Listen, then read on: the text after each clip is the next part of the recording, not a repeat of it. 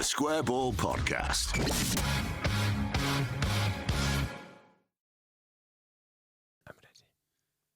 Here we go then. Much awaited propaganda. Welcome to the show. Dan here with Michael and Moscow White as we tackle the victory against Leicester City in a show that is brought to you by Levi Solicitors. levisolicitors.co.uk/the square ball to get 10% discount on your legal fees for a wide range of legal services. Michael, you love them, don't you? I do, yeah. All the legal services. What's on the website in front of you? Well, wills, probate and estate planning. They've not put them all together for some reason. It's almost like they're unconnected legal services until I stuck conveyancing in there. Are you the glue that holds it all together? Sort of. Lasting powers of attorney. Yeah. You've got residential property disputes if you want stuff for business, or commercial property disputes, commercial dispute resolution, licensing. Do you know what that is? Yep. Good. Well, if you need it, speak to Levi Solicitors. levisolicitors.co.uk/the square ball. 10% discount on your legal fees. Off we go. There's no hanging about today because I've got a feeling that this could be what you might term extensive. Wow. There was an awful lot of Leicester stuff. I think Leicester have got the going from as well that they were Premier League, so they've managed to get a YouTube base around it as well, which when you go to like Rotherham or something, you can get to a couple of days after the game and there's like one video and you're like, oh, bloody hell. But yeah, one of the clips I watched here, well, I say a clip, one of the videos I watched was like 3 3/4 hours. Did you watch it all? Skipping, double speed, a lot of back and forth on it. Did that include the game? Was it a watch along, or what did they do for 3 1/4 hours? Yeah, it was a watch along that then went into a extended chat afterwards. So that's a 90-minute game plus 2 hour. A lot. It was a lot. I mean, I feel like we put out too much sometimes, but how often did they just say, "Oh, we lost because we're suckers"? Well, we'll come on to it. You'll hear their opinions in a bit. We'll start with someone who was at Ellen Road, stroke the Chippy, because of where they were sat. You know, they're in the very far west stand where you're looking at kind of Ellen Road. What you might call, if you had a compass in front of you, the southwest corner. Yeah, but it's not a corner, is it? Because the seats don't point at the pitch. No. It doesn't have to be round to be a corner, though, does it? You got a neck, haven't you? Yeah. Just turn. Yeah. Stop complaining about paying 45 quid to sit in there. And if your team is losing, if it's bottling a game at the top of the league, you can just look at the chip shop. Exactly. A nice gaze at Gravesleys. But first clip here, he's not particularly impressed with Ellen Road. Where's your famous? Where's your famous? Where's your famous atmosphere? Where's your famous atmosphere? I assume nothing went wrong from there. I've never heard that song finished with an before. I always thought an was restricted to goal kicks or shot that goes miles over or wide. Have you ever heard foxes having sex? With each other? It's have you heard? It's screaming of a similar thing. If you don't know what it is, it can be quite. The first time you ever hear that, it's quite terrifying. But yeah, I wonder if that's maybe what it's inspired by. It's part of the foxy heritage. Right. Well, here he is as we make it 1-1 and then 2-1. And there's a nice little throwback to our Chelsea friend in here as well. You know, the posh boy. Oh, yeah. Look at this. Have we got that clip knocking around somewhere at the bottom of the sheet? We should have. It's somewhere. You'll be able to find it. I'll find it. And I get the impression, which is going to be a recurring theme here, he's not that pleased with Daka, who missed that chance. Right. 1-1, good goal. They don't fucking deserve it. Look at it. Look at the state of it, mate. 1-1. They don't deserve it.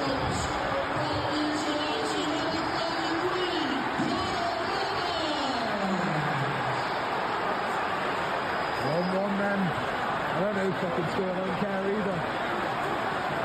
Daka miss a sitter. It should be done already. Go on, Leicester. Not over. Been the better team. 2-1. Literally a minute later, it's deflected in. It's fucking deflected in. Fucking hell. Fucking hell. It's just deflected in. It's just deflected in. It's 2-1. They don't deserve it. Daka miss a sitter. Daka, this will be the easiest one ever seen. It's taking me back to a lovely evening at Ellen Road. Because when I was screaming, fuck off, from about 100 yards away. Kind of what I hoped was going on over the other side of the ground. I was stood with my hands on hips going, we don't deserve it. No. We don't deserve it. Had Daka put in that sitter... Come on. Let's all calm down a bit because we don't deserve it. And we shouldn't really be celebrating. It's very important that the celebration police can have their moment, isn't it? There's plenty of celebration police to come. Really? Don't you worry about that. Excellent. I think I can find the posh Chelsea fan, by the way. I've got it here on the sheet in front of me. If you want to hear it, this is what we're referring to. So this is the one that came when Chelsea played Forest and Forest took the lead at Stamford Bridge, wasn't it? Oh dear. No. Oh dear. No. Oh dear. Please They're no. in. And it's, Sanchez, mate. What are you playing at? You got to save that. The ball is passed into the net. It's 1-0 to Forest. There's no calls about offside. I think Caicedo has given the ball away. And Chelsea, 3 minutes into the start of the second half, and we are losing at home to Nottingham Forest. The Forest fans are going absolutely barmy. Oh my God, look at the state in the of them. shed.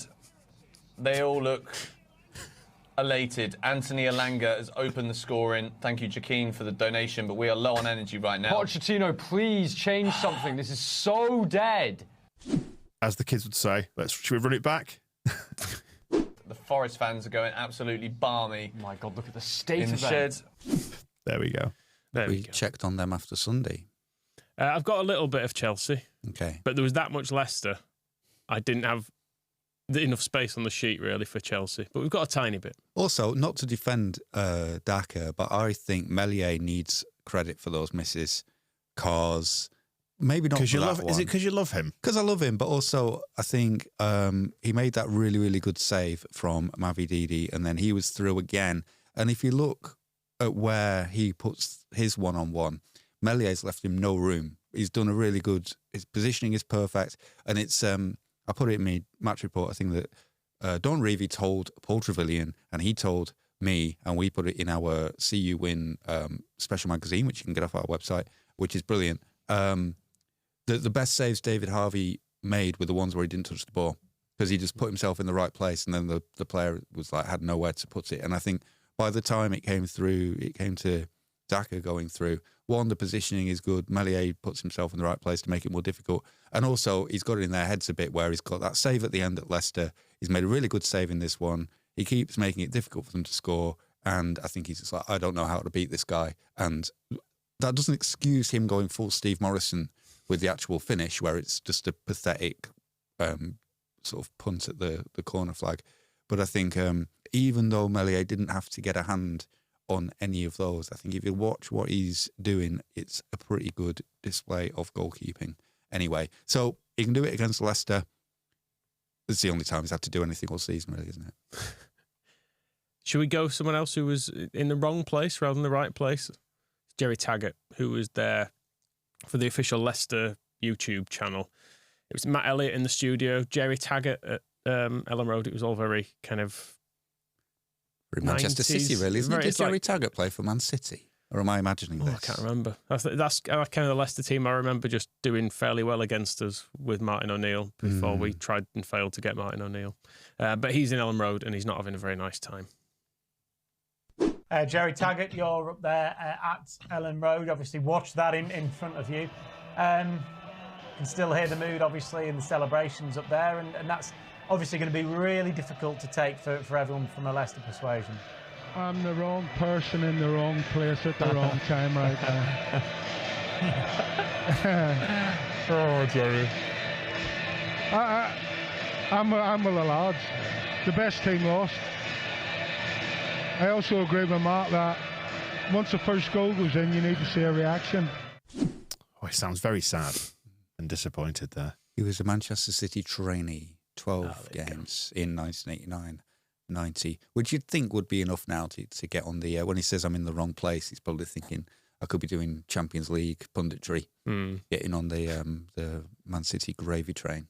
But I did hear Matt Elliott who was in the studio on a podcast a while ago, and I was surprised to learn he's not at all Scottish. Very Cockney. He played 18 caps, I think. But yeah, I don't know, he always looked like he might be Scottish. But when you hear he's Cockney, that also makes sense. It's weird, isn't it, how you make people's face fit what you expect. Just hearing that, the music in the ground afterwards, it wasn't the Kaiser Chiefs then, but it does remind me that we've got to do this because it's Kaiser Chiefs week on the podcast, isn't it? That's exciting. You make it sound like a duty. No, but when it's a joy. But it's an absolute bloody privilege, and we're going to be speaking to Simon Ricks off of the Kaiser Chiefs, off of that podcast that the BBC do. What's it called? Don't Wet the Bed Just Yet. That's the one, correct. No, Kaiser Chiefs' Easy 8th album is out Friday the 1st of March. That's this coming Friday. Contributions from Nile Rodgers and the Cribs as well. Yeah, Simon came in, so we've recorded that show with Simon already, haven't we? It was a good chat, talking about basically where sort of football and music intersect. That's going to be out for you on Wednesday, and find out what it felt like as well to have the whole stadium singing I Predict a Riot, which was a very fun moment indeed, wasn't it? I hope we're going to have some reaction to that as we get through here. Yeah, it's mislabeled actually at some point later in this, so we're promoting the Kaiser Chiefs while someone else doesn't know the name of their most famous song. Oh dear. But never mind. Yeah, so if you listen to us across this week to celebrate the 8th album, you can win. It's an 8-way Kaiser Chiefs prize pack. So 8th album, big number 8 on the front, 8 things in the prize pack. You get 3 copies of the new album, tape, CD and vinyl. What are you going for? Vinyl. I've not got a tape player at the moment. But I bet you're on the hunt for one, aren't you? I've got a lot of tapes. You had one on your Peugeot 406 in the good old days. So you get 3 albums, you get 2 tickets to see the Kaiser Chiefs on their upcoming headline tour, which you could start off with if you win this, actually. You could go see them in Leeds on Friday night. Limited edition football shirt produced by Admiral, an art print, and a merch voucher from us. So each day this week, Monday to Thursday, you're going to get a number. Add these 4 numbers up across the week to get your answer. What could it be? What could it be? It's a fiendishly difficult puzzle, this one, to solve. Details of how to enter will come on the weekly show on Thursday, but you'll have to move quick as well because the competition closes midnight Thursday into Friday. So that's the 29th, heading into Friday, the 1st of March. Is that Greenwich Mean Time? Correct, yes. The winner will be announced on Friday, the 1st of March. The day the album is out on the show with Phil. Terms and conditions apply. Details at kaiserchiefs.com.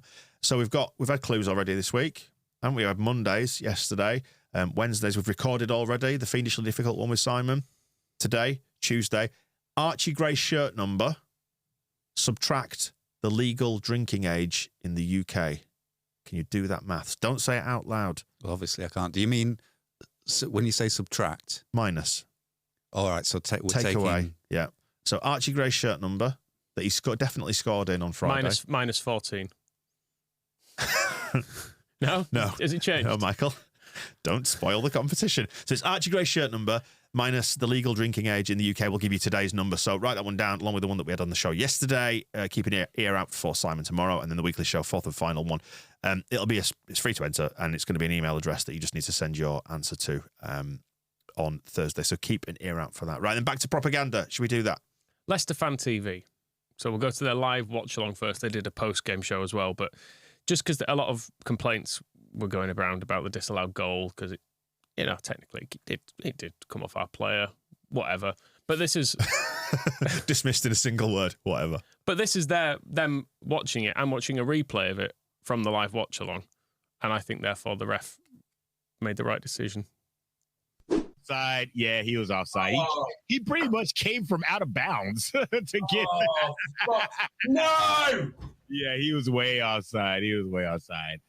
But the initial header scramble, who is it? It's an outswinger. It's Vestergaard. He gets his head on everything. Wait, is he offside? He is offside, miles off. There you go, yeah. It's miles off. Conclusive proof, yeah. We asked some Leicester fans, they said he was miles off. We'll go with the on-watch-along decision. Don't need to review it. But they saw a replay. And there's another Leicester Till I Die, which is another channel we'll come on to. Also had a watch-along. Likewise, that guy saw it and didn't clock it the first time. So when you rely on watching it from, what? I was going to say, yeah. So 40 yards away? At first look, and with replays, they've seen it. Liner saw it. Obviously, you get one look as a liner. But I saw, even though I know it was given offside, at first eye you go, yeah, that's offside because he looks like he's come back from an onside position. So it's a difficult job, and we never criticise referees. No, exactly. I didn't see the flag, so I thought it had been ruled out for a foul. So there's another reason why it shouldn't have been given. It was a foul too. Yeah. That's what I'm saying. He nudged Rutter. Rutter wouldn't chest control a ball like that, would he, if he hadn't been pushed? No. So, I mean, it would have been disallowed one way or another. Yeah. That's what I'm saying. Definitely. That's what I'm saying. Should we hear that Daka chant again? Oh, let's go. Come on, Ricardo. Come on. Ricky B, he's out. He leaves it for Daka. Daka's on his right. What are you doing? What are you doing? He was on his right foot, and it was so bad. You should be 3-0 up. He tries to toe poke it, and it goes wide right of the post.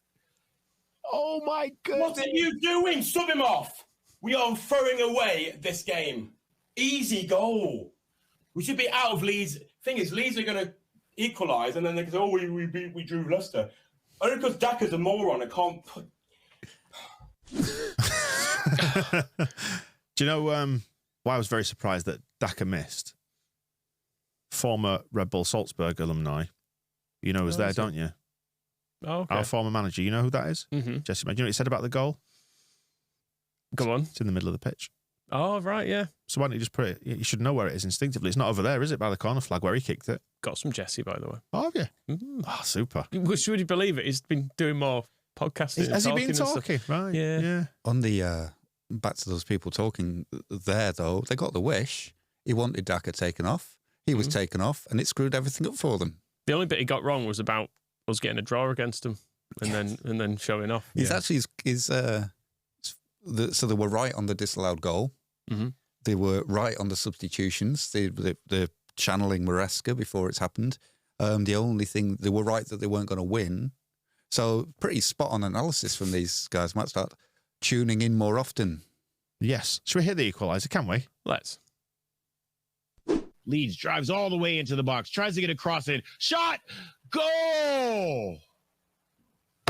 Liam Roberts. I just said I would like to see more man marking. Stick to somebody. Ball's blocked and deflected. Liam Roberts, nobody even close to him, gets to cock his leg back, swing a foot at it, right into the back of the net. I knew there was going to be a 1-1. I knew it. As soon as Daka missed that sitter, it was obvious. Now we've got to try and hold on to a draw. Oh, do you think they will? Stings. I'm not sure that they will, because I think later on we might score another, and then we'll probably score a third. But are we crediting that third to Dan James or Jamie Bamford? I think Liam took that goal well. Yeah, Liam. I think after praising their insight, I need to take a few points off for Liam Roberts, but never mind. This is 2-1 then. I did actually quite enjoy this commentary, just because he's very intense. The English bloke is entirely heartbroken and silent throughout this. You can hear him on the verge of it as well, can't you, in those previous clips? Yeah, he just can't find any words, so he just leaves it to the excited American bloke to give some actually quite good commentary. Jorginho, outside, at the edge of the box, shot, deflected. Oh, no way! Deflected and wrong-footed. Hermanson and into the back of the net. Wow, Voss! No! Ellen Road is off the chain right now. There's freaking limbs everywhere. What the fuck is going on? My God! The stewards can't hold the people back. The players are in Craig Pawson's face, because Craig Pawson has had the shittiest game of any ref in the championship this season. And Leeds goes up 2-1 in the 82nd minute. He went full Mariah Carey then, didn't he? Like up through the octaves. It's good. Enjoyed it a lot. Yeah. I was confused as to what they were moaning to the ref about. I think Feist was just basically saying that's not really very fair. It's not fair, yeah. Was the gist of it. They were claiming there was a foul over the other side when I watched it back, but there wasn't. We just won the ball off him. I think the English chap's reaction was to throw his phone. There's a thud that you can hear in there, isn't there, where he just throws his phone at the floor. And then while the commentary is then continuing, he's basically just picking it up again. Which is always the consequence. I hope I've not actually broken it. Yeah, and then just like sit and ignore what's happening, but I'll see if my phone's all right and just pretend none of this is going on. By the time the third one went in, the English bloke, I think he'd looked ahead, because the free kick, it's not a great clip, because he'd obviously looked ahead and go, they score this. Because he's seen it. So he's obviously seen it, and he's just checking on his phone, because he's like, I've lost the thrill of a live game. Just another game. Just another game. We're into the post game now, and a little bit about the atmosphere at Ellen Road and the atmosphere at the King Power. Did it come across for you, Jamie, all the way in Spain, how loud it was at Ellen Road? All the time. And when was the last time I heard the King Power rock like that? No disrespect to the fans that go, was probably when we won the Premier League. Yeah. When we were causing earthquakes. When we beat Spurs 4-1, the atmosphere was unbelievable when I was there. That was absolutely fantastic when I was there. But I do understand consistently. But I don't know I don't know how much you saw after the game when they beat us and the final whistle went. They stayed there for a long time. They played We Predict a Riot, and the whole ground was absolutely rocking. In the King Power, we win 3-1. Half the ground's gone by the 89th minute. So different kind of football, different kind of mentality up in Leeds, though. Different mentality up in Leeds. Yeah. Different kind of football. Is it winning football? Is it in your match report where you sort of touched on the fact that we've retained the old school Moscow? We've got some sort of, I don't know what people might describe as like a legacy thing going on in terms of the atmosphere and the approach to football, and we need to sort of harness it and keep it and treasure it because redevelopment will inevitably mean change. Yes. Thank you for confirming. But it's also, I think we were talking about it on the member show recently when we were asked about what the 49ers are, how they're doing, and I was saying that kind of the difficulties will come after promotion because we kind of got away with it last time. The motif in part of the report was the fact that Maresca fell and cut his hand on the little white wall around the dugouts. And so there was footage of him in the first half having the physios kind of like putting a plaster on it and stuff. And I quite liked thinking of him through this week, like, because he'll probably want to just forget that game and he'll probably be, whoever they're playing in the cup, and he'll just be like feeling his little hand where the cut is, and be like, fucking Ellen Rose. Because that little wall around the dugout, you're not supposed to have those. That's the dugouts was one of the things that everybody looked at when we got promoted. Oh, it'll get flattened off. We'll get the racing seats in. Everybody will have to move. But whether it was through COVID or inattention or just kind of flexing within the rules, we were just like, I'll keep them. Yeah. But I don't think they'll survive a West Stand redevelopment for much longer. So there are parts of those things, and that little wall has been there since. I mean, I'd need to check if it was part of the original spec. The dugouts have moved and expanded over time, but that stand is from the 1950s. Elland Road pretty much is from the 20th century in its entirety. There is very little. The only evidence of like 21st century interventions are the things that Ken Bates did onto the East Stand. And yeah, we have that paradox that we got away with the last promotion, where we really, really, really want to get promoted to the Premier League, but we also know that Premier League will mean, right, we're going to knock down half the things that we love that help us to generate the atmosphere in the stadium. And the challenge for the 49ers is basically going to be something that Radrizzani dipped, because it would have been a challenge for him. He never really took it on. They'll have to. How do you take that 20th century club and turn it into a 21st century club without or even just managing how much you will piss everybody off? So that's going to be interesting. Do you think it was the best post-Bielsa atmosphere? Because I think it probably was. I was thinking the win over Norwich when Joffrey scored, had a certain, I don't know, like a relief value to it. Yeah, yeah. But I don't think it had anything like the intensity of this one. But that was also weighted by the fact that we were trying to avoid relegation, which I think feels different to trying to go for promotion. Yeah, the Norwich win was very intense because, remember as well, it had Meslier saving with his face afterwards as well. So we still had the moment where we nearly threw that away. So it was tense right up until the end. But yeah, it wasn't as celebratory because we were still terrible. So it kind of got to the end of the game. You're like, oh, you're elated by the win, but then you look at the league table and you're like, oh, fucking hell. Whereas this time, we're elated by the win and we're now only 6 points off the top of the table, having been 1 million points away from it. It felt a while ago. So the excitement goes. And the other aspect to it that was quite interested with Bamford being out there is that we didn't have any of this when we got promoted. And there's been that thing of that it was easier for players like Bamford to maybe play without the pressure of the fans.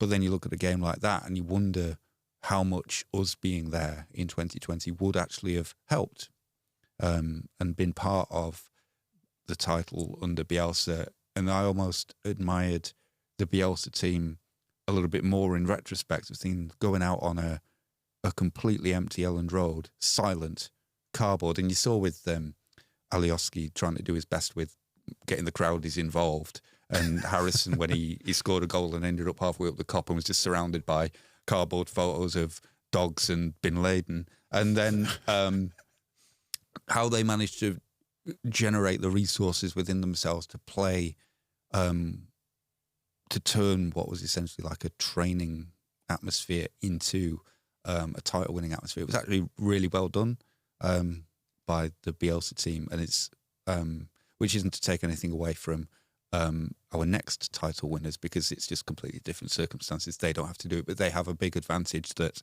they can enjoy and feed off a crowd like Friday nights, which I'm sure would have been there for the Bielsa team as we were going in the run-in. Then they just had to do it without us. And actually, I think, and I've been saying this in the shows recently with Phil, what happened there and that being behind closed doors is actually probably compounding the feeling now as well. Like if we do it this time, we're owed one. We're owed one. We've got one in the bank. We've got latent joy to get out of our systems. I know I have. I've already been projecting 10 weeks down the road, thinking, what will that weekend against Southampton potentially look like? Oh, that weekend in London. What will that weekend? What, for the FA Cup final? Yeah. Of course, yeah. When we're sealing the double. For that, of course. You mentioned Bamford there, actually. Yes. This is almost football chat from them now, because they thought our subs changed it. We were comfortable. We were slapping Leeds around. They couldn't do a thing. For 30 minutes in the second half, it was all Leicester. The reason why I think we lost is because as soon as Leeds made their subs, we're the second best team. As soon as they brought Bamford on, we were stuffed. They were all over us. And then Bamford hadn't scored coming on as a sub all season. 16 appearances off the bench, done nothing. And he came against us. Did he score? No. Yeah, it came off his knee. Oh, piss off. Yeah. I knew it was a deflection. I didn't think it was off him. Makes it all worse, doesn't it? It's amazing how Pat Bamford's become this kind of hate figure when he's actually just a really, really kind of down-to-earth chap, isn't he? Mm. I mean, he did score a good goal against Leicester in the Premier League, didn't he? But I don't see why they'd hate him too much. He played for Derby. He's played for everyone, though, hasn't he? Yeah, I don't think that's why so many people hate him. Because we were talking about this the other week when we said that, realising that Peterborough fans had a problem with him for getting a player sent off when he was at MK Dons. He's just somehow managed to go to all these clubs and really annoy their rivals. And he is kind of a low-key wind-up merchant. Like when you look at the stuff like the incident against Villa when he went down and got somebody sent off. Quite high key. Care about, yeah. But yeah, okay, fine. They don't also, like Bamford. slapping us around, like, and also the Leicester staff, the manager and their captain were saying that, 80 minutes they were the better team. If Piru had calmed down in the first 5 minutes when he had that big chance, it's a completely different game. We could have been at least 1-0 up before they scored. And the only, those big chances in the second half that Meslier sorted out, whether through the power of his hands or his mind, or even just his big spidery body, the only times they actually put the ball in the net were set pieces. Yeah. Which is rubbish. Yeah, it's rubbish, you're right. They may as well, it's Warnockian football. They've got this guy that's going to be the next Pep Guardiola. He's just, he's Warnock in disguise. And Bielsa famously never used to practice free kicks, defending or attacking them, because they were uncouth, basically. And we know that he is the moral authority on football in the world. So that was quite a case closed. That was quite an interesting wrinkle actually with this, because I think I heard on the commentary, and I've not checked, that Leicester they just haven't scored from set pieces all season.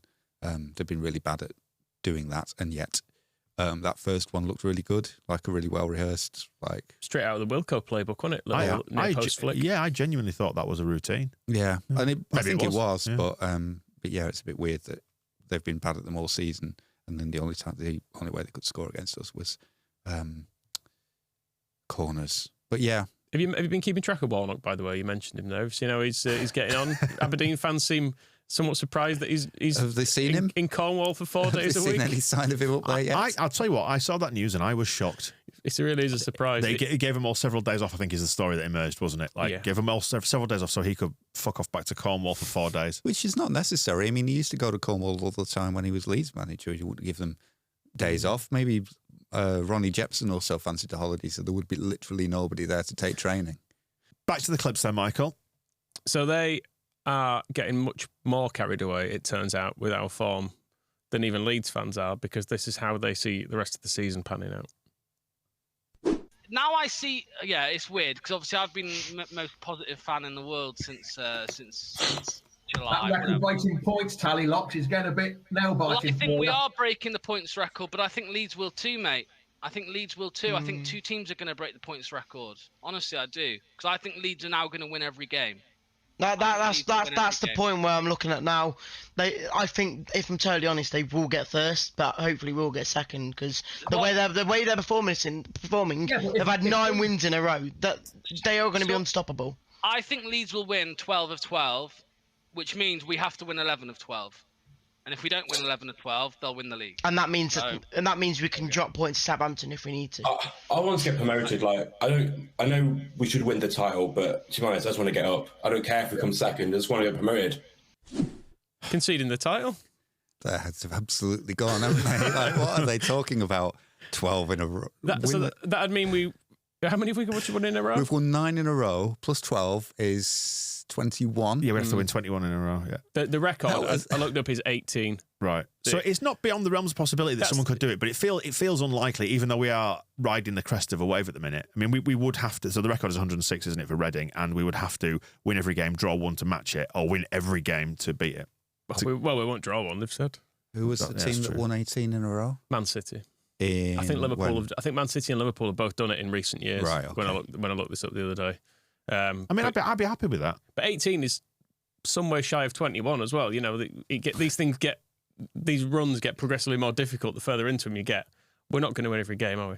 I mean, I think we are. They said so. I'm kind of with them. I'm just surprised to hear it from them. Okay, well, fair enough. Should we go a little bit off Leicester and then back to them at the end? Because that's enough. That's enough for them for now. That accent, it's weird. It's not offensive for a short period of time, but when you've been listening to it for hours, let's hear the dulcet tones of Webby and O'Neill. Shall we? So this is Manchester United. He does give it not in this clip, but he does give it a Manchester United. Yeah, it goes on and on really, but just saying how they're shit and can't beat Fulham. So spoiler alert, they're not having a nice time. No, but they've been winning some games. They just got taken over. Well, kind of, sort of, yeah. And the cycling blokes there putting motors in the legs or whatever they do.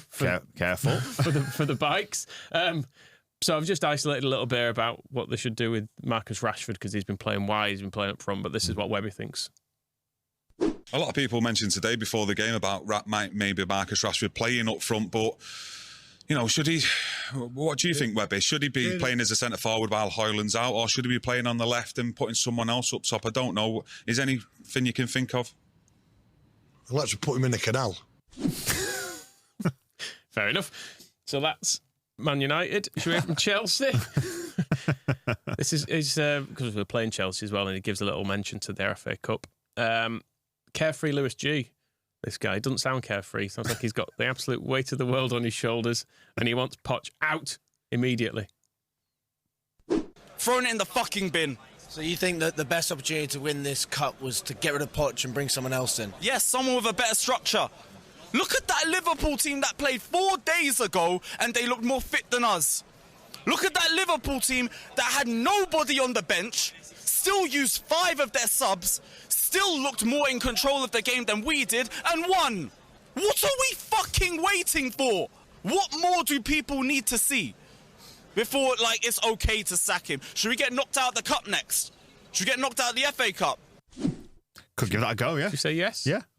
Give that a go. Yeah. Should we play our youth team as well? God, they'd be so angry, won't they? I think historically what Chelsea are waiting for is just for a few more checks to clear so they can spend another billion. Yeah. That's pretty much how it goes. That is what underpins everything, isn't it? We're not using the stolen money of the Russian people anymore to cheat our way to the league. So we're all a bit upset about it. And we did want to spend loads of money, but now we've spent it badly, and that's not very fair. Yeah. Is it? We want to be able to spend some more, don't we? Exactly. Yeah, he doesn't sound very carefree. You're right. Any word from Rory this week? Have you not bothered? I did listen to a bit of him. He was just. But then you realise you're wasting your life. He was just doing his usual stuff. We'll see if they beat us. Then they'll probably do a video saying, "I think we can win this FA Cup," and it'll be all sincere. And this is when Poch has turned it round. I've always liked him until a few hours later when he doesn't. Leeds United are a great rival, and to win it is really a turning point, and it'll be fuck yeah. It's just so tiresome. Speaking of tiresome, before we go back to Leicester, should we hear from Jesse? Let's do it. He's been on CBS again, and this is a description of his time at Leeds that I don't think I've heard used before. I feel lucky specifically with New York, Salzburg, and Leeds to have almost caught lightning in a bottle 3 times. What was lightning in a bottle about his time at Leeds? Was it Rafinha on throw-ins? Brendan Aronson goal against Chelsea, wasn't it? It's when it all came together. That's probably the best moment of his life. Lightning in a bottle. How fortunate we all were. Did he go on to clarify that at all, or was he just talking about getting the job? It's literally no. He was talking about the work rate of and how good it was. Because to me, Bielsa feels like lightning in a bottle. Correct.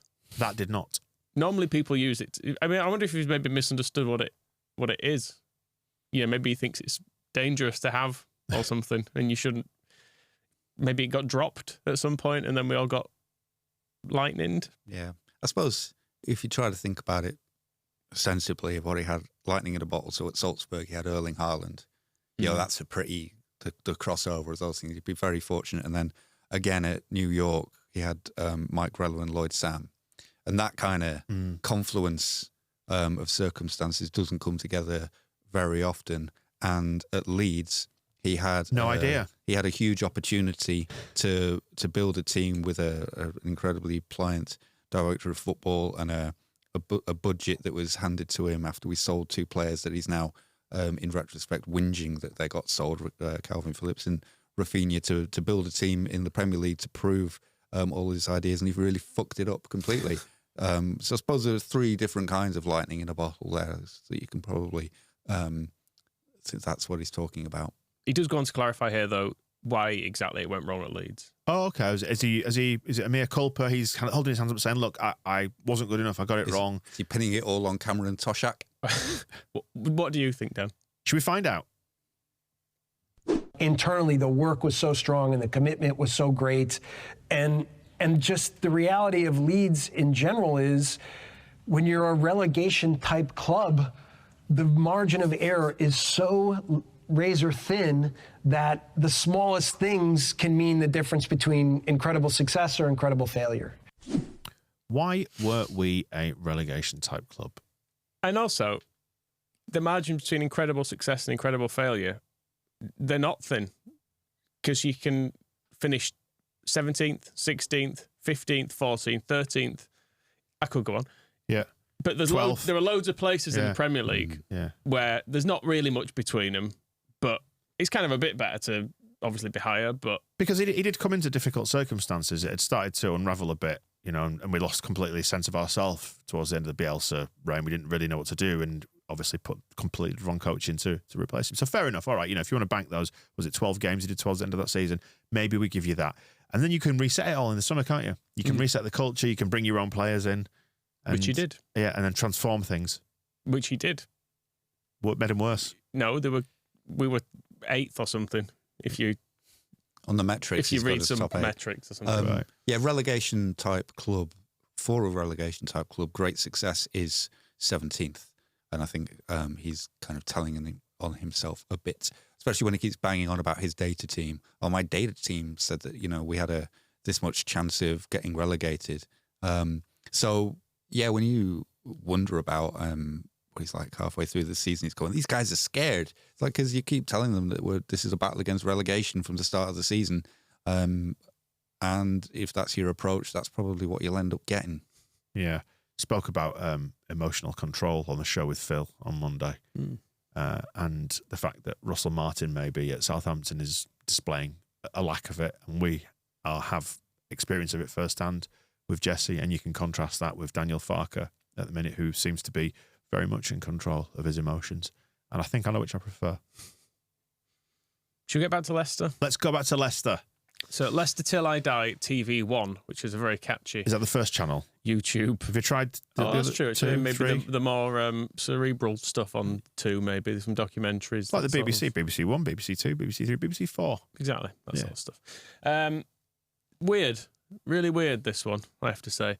If you talk about cup finals and spunk, Right. You're in for a treat. Spunk, verve, vim. Nope. Vigor. Stuff that comes out your penis. Yeah, it's a big game for Leeds. You know what I mean? Like I say, it is their cup final. I mean, the fans were obviously, jizzing in their pants. That was us jizzing in our pants after we won the away game. Right. So that's the first bit of jizz chat. It's also fucking disingenuous, isn't it? It's like, of course you're going to be up for and excited about playing the team that's the runaway leaders at the top of the league, beating them on their own patch and then beating them at home. This whole celebration police stuff just annoys me. Shut Although up. it doesn't always necessarily have to be reflected in our laundry. No. So maybe they have a point there. No, fair enough. Yeah. So in between all the jizz chat, they were really focused on the comments. Was there a lot of jizz chat? You'll hear a lot more jizz chat. Floods of it, you might say. Yeah. Pouring out it was. Right. But this is him getting annoyed when someone in the comments on YouTube, I think, has posted a link to some streams to watch the game live, and he's just really, really annoyed about it. Like he's almost like he's Sky TV and he doesn't want people impinging on his rights, right? Or something. But he just can't help himself getting stroppy about it. Can I just say to Kyle, when you come in, Kyle, I'm not happy on you coming on and saying, look, these matches can be watched here, there, or anywhere. That's up to people to find out. I want them to stay in here and watch this, not go somewhere else and watch it, Kyle. You're very lucky that I didn't ban you on that. So you do not mention other channels and where people can watch things. Otherwise, what's the point of me doing this? I might as well pack up and fuck off and go home. So cheers, Kyle. Thanks for putting me in a good mood. Do you think there was anybody who was in his comments who wasn't also at the same time watching the game? Well, who knows? They should really be giving him the full attention. Otherwise, he might as well pack up and fuck off. Yeah. Which feels a bit precious, that. I don't know. It's an option. Yeah, for some reason so this is, again, pre-game. They keep reading out stuff from Leeds fans who are obviously in there on the wind-up, but then they get really, really annoyed by it, and they keep talking about jizz, and they just keep getting completely lost. Sounds quite sexy, does this, Michael? If we're not that good, how bad must you be? You're 9 points off us. You're 2 points closer to us than you were when you jizzed yourself when you beat us the first time round. So, what if we're not that good? I mean, points break. Record points break, setting pace, so far ahead in the league. If we're not that good, popcorn and kettle, because you must be terrible then, and which isn't the case. You can't come along and say Leicester aren't that good when we're miles ahead of the chasing pack. We literally only have yourselves and Southampton, who, by the way, surprise, surprise, as I called it, dropped points twice in the last few weeks when they had the chance to catch us. You might get 6 points behind us, and you may still yet beat us to the title if we do drop away or you keep up the pace with us. I'm not saying you won't, but you can't come in here. Well, you can because you're free to say, but you'd be very wrong to come in here and be like, you're not that good and make out like Leeds are amazing when you're behind us. The quality of that discussion, it's right there. Why are you engaging people who are winding you up? It just didn't need to be talked about. No. That sounded like the longest version of I know you are, I said you are, but what am I? Yeah. I've ever heard in my life. There's plenty of that to come. So this is, again, still pre-game and definitely not bothered. Not bothered. Different guy here, but yeah, still not bothered. I'm not really bothered about Leeds. This is a game we want to win. I wouldn't mind a draw. If we lose, it's not the end of the world. But, it's their cup final by the sound of it. Yeah, I think we said earlier, didn't we, Dave? I think we are everybody's cup final. Yeah, well, of course we are, because we're the best in the league, which is fair enough. You can't argue with it. It's going to be a cracking game. Let's just concentrate on that, really. I saw some clown from the Leeds programme seller or something, I don't know, talking today on, it must have been some other channel that I can't mention, but he was talking absolute rubbish, about how, what was it about? How we're in a bad run of form and they're so brilliant and they're unstoppable and their crowd behind them. For God's sake, We've done them twice like that when they've been full of confidence. So, just wait to the result. If you want to carp about it, then carp about it afterwards. That's fine. We all take it. We all give it. I bet it went down well as well. I don't know who he's talking about. So it's some guy who I don't know who it was, and they said something that I can't remember, but we're going to show them. But it was a great point nonetheless. This thing about everyone's cup final, it doesn't fit, because the cup final thing, it needs to be a cup final regardless of the competitive nature of it. I think you can say if it's like a game you want to win because of who you're playing, that's different to wanting to beat a team. Like if it was an actual cup final, if we played a team if we played Wigan in a cup final, that'd be a cup final. It would be a cup final. It doesn't mean Wigan are our cup final. We'd just be playing them in a cup final, but you'd be all right to treat it like a cup final because it is a cup final. Which, again, you've got a perfect example of it coming up this weekend with the way that clown who owns Huddersfield has been engaging people on Twitter. It is their cup final. Yeah. This was a big game, but it's not. That doesn't mean it's a cup final. Treating it like a cup final, it's the origins of this. So you're behaving as if it's your biggest game of the season. But it was. I think that's more fun. Like if that Leicester game had ended just 3-1, like we were beating Huddersfield 3-1 or something, or some other team, or a team like a mid-table clash, Rotherham, and then you just end. Spoiler alert: they're not mid-table. And then you just you end it and you just go home and you're like, oh well, yeah, that was a decent match. Which we have done sometimes this season when we've kind of gone, well, that was another routine win, but the stakes made this what it was, and it's less fun. Yeah. Whereas Friday was amazing, and why wouldn't you want it to be? Anyway, that guy said those bastards had a good time. Well, that guy said we could carp on after the game, and once we've won. Yeah. So should we hear what he thought after the game? Is it permission to carp? Well, we controlled the game. We defended well. Vestergaard had a cracking game until a bad mistake. Well, he should have scored with a header. That was the goal that never was. But even so, we controlled the game. We were on top. They were getting frustrated. And a couple of deflections and some bad refereeing. Really, if it was Leicester winning like that, we'd say, God, we were lucky for that one. Leeds think they've won the fucking World Cup, Oh, so they wouldn't have celebrated it? No, they wouldn't have celebrated it. No, they would have just quietly gone and said, do you know what? Well, actually, we've been really lucky there. We shouldn't enjoy this because, quite frankly, it's uncouth. Exactly. Which was reflected in their away end, who just they applauded their goal politely and then sat quietly for the rest of the game just to see how it turned out. Yeah, and then you can cast judgment on 90 minutes, can't you? Yes, then we all have to come to a fair conclusion, or a fair, what's the agreement on how the game panned out that we can all agree to. I think everybody's given the whole football family, actually, to be fair. We all come together and it's not partisan, is it? No, we all sign off. We all agree that that's a fair reflection of the evening's events. That's how it's done.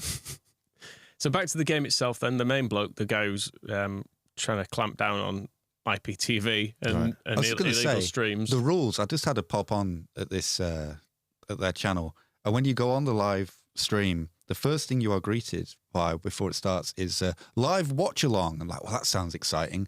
No spoilers, please. If you announce something in the chat before the host, either serious or in jest, you will be immediately removed from the chat by the mods. Like, fucking hell, I've had more permissive church stuff. Yeah, no, you're right. Really. Yeah, it's a good point, well made. Yeah, it was a place where I wasn't. It was dead permissive. Yeah. Well, you can't just do what you want in a church, can you? I mean, you can. Doesn't mean you'll get away with it. No, that's true. But anyway, so the game, they're not very welcoming in itself. The main bloke who's clamping down on the piracy, the old fun police himself. He actually was trying to get across the point that it was probably quite a good game to watch, but basically no one else was having it. That was football as a game. That was football at its best, wasn't it? Apart from the scoreline. Yeah, I mean, build-up play was at its best. The finishing definitely wasn't, because let's face it, Chris, maybe one of their goals, but fair play, Tom. But Leeds weren't scoring for toffee if it weren't for our own players getting deflections. I mean, the fact that Gray's goal, not only does it come off Winks, but then it comes off Faze, that they weren't going to score to toffee to them. And, well, we've already talked about 2 embarrassingly bad misses by our players. The rest of the game was good, Chris. The build-up play by both teams was nice. The finishing by both teams tonight, despite the fact that the scoreline reads 3-1, which is a lucky scoreline, was awful. But yeah, from a neutral perspective, you're probably looking at going, and look, you want to take perspectives into it. Whilst Leeds fans will be jizzing into next week saying we're 6 points behind Leicester, yeah, we also need to remember that the top 2 get promoted, and Southampton lost their game in hand and are still 11 points behind us. So I'm still not overly worried. If Leeds do good enough to overtake us, they deserve to win a championship. Leicester not Leeds Cup final, says Thomas. Yes, I think you are, actually. Hard hitting. These lads, there's some Freudian shit going on there. All this jizzing. It's not even finished. Oh. The jizzing is never done. The well is not dry. That's what this they is say. why he went straight to build-up play instead of jizzing. Can I say as well, he's saying that we wouldn't have scored ever.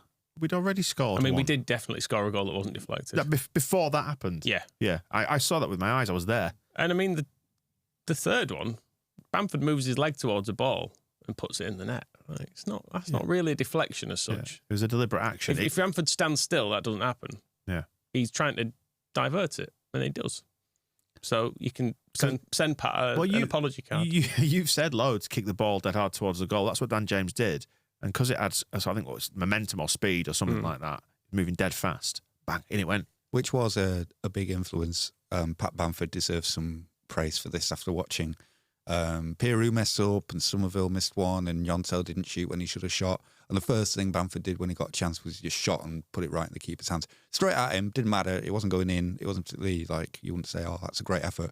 But it just made such a difference that our striker just had a shot and it's like, good. And then that sort of changed a bit of the momentum of the game as much as all the other good stuff that Bamford was doing was just the idea that we are going to shoot at the goal. And then if it deflects off 6 players and rolls over the line by an inch, still a goal. Yep.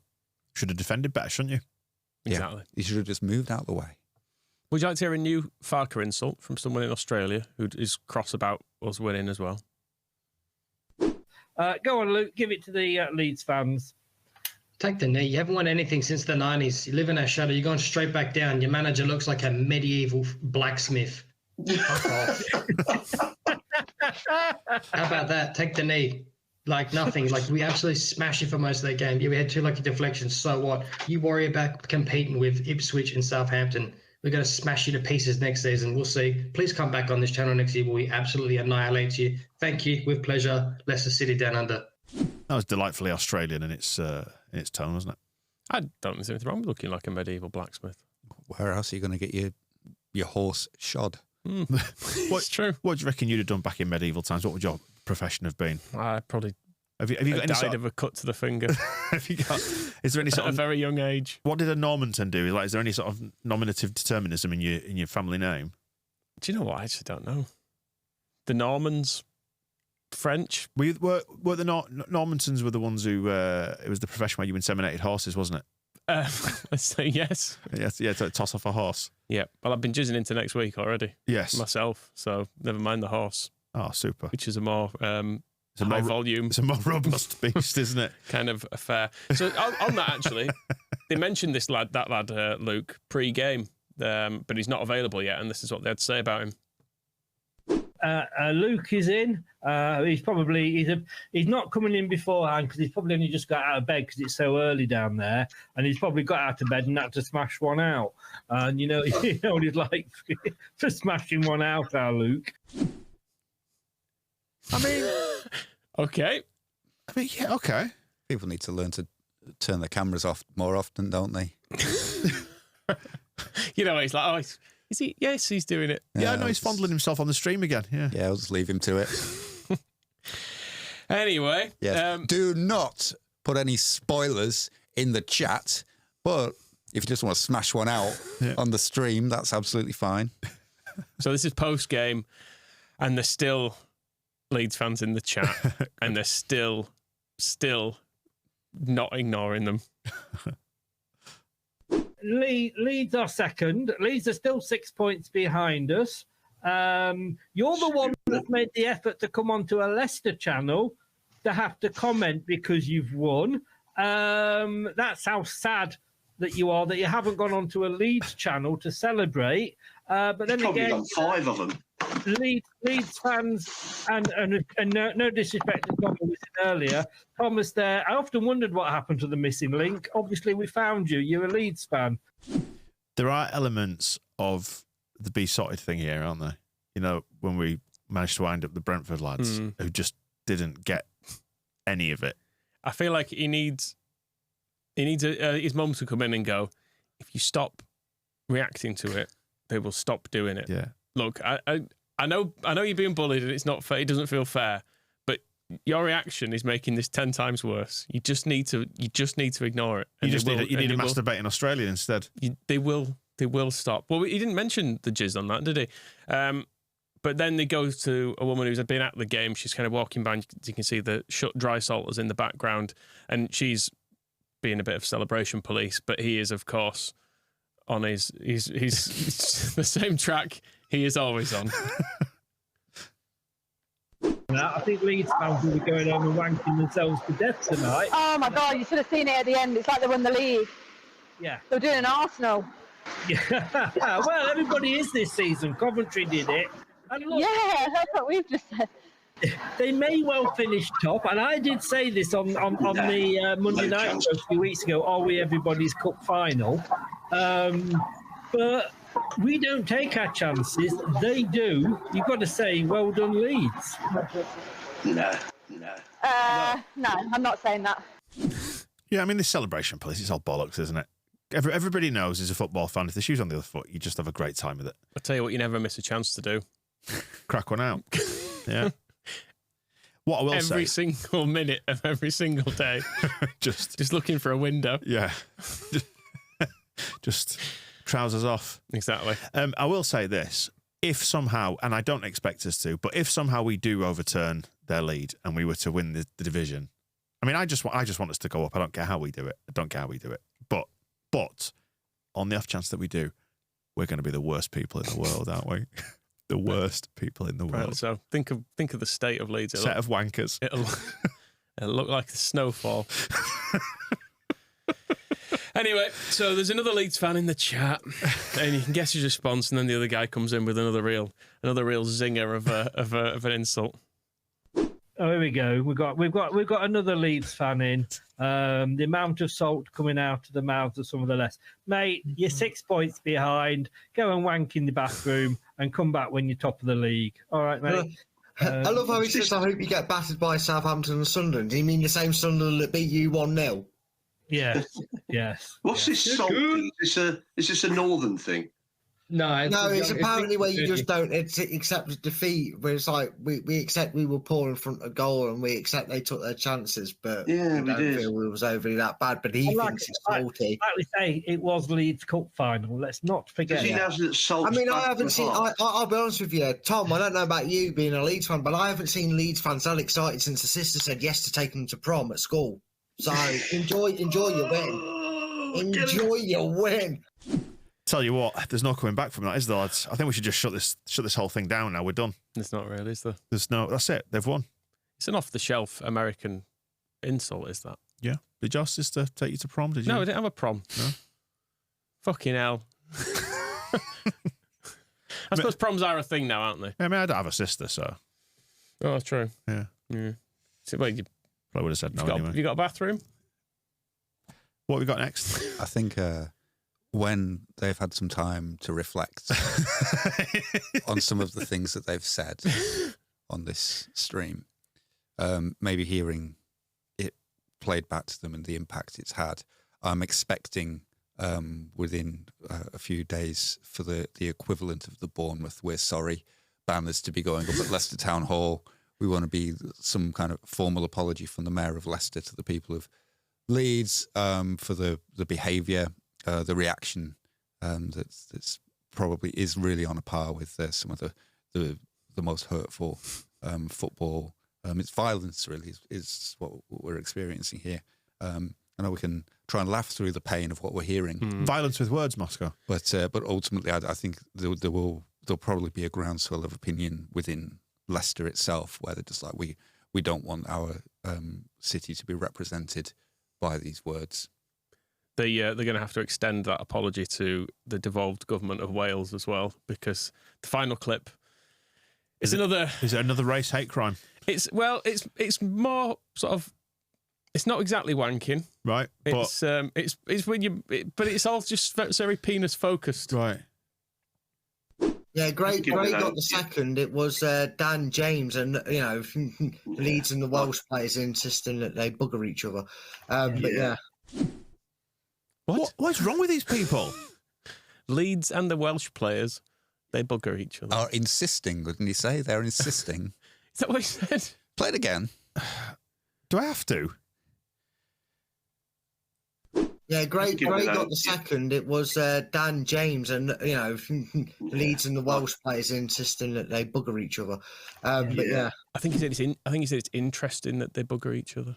Well, I mean, if it was happening, it would be. That's Leicester till I die. Well, that's no Leicester till Leicester till I'm dry. Leicester till I die. TV 1. Yeah, TV 1. I can't wait to see what Channel 2 does. You can understand why he considers that to be a real rival to what's going on Sky Sports. Which are the next. We think Andy Hinchcliffe probably on his next one. Just have to take all that on board. A priapic Don Goodman pounding away at himself. What an image to finish on. It's propaganda.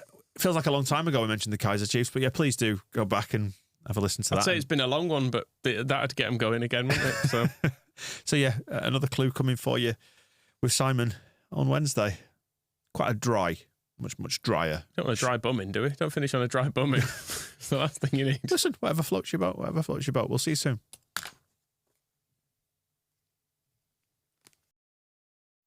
The Square Ball Podcast.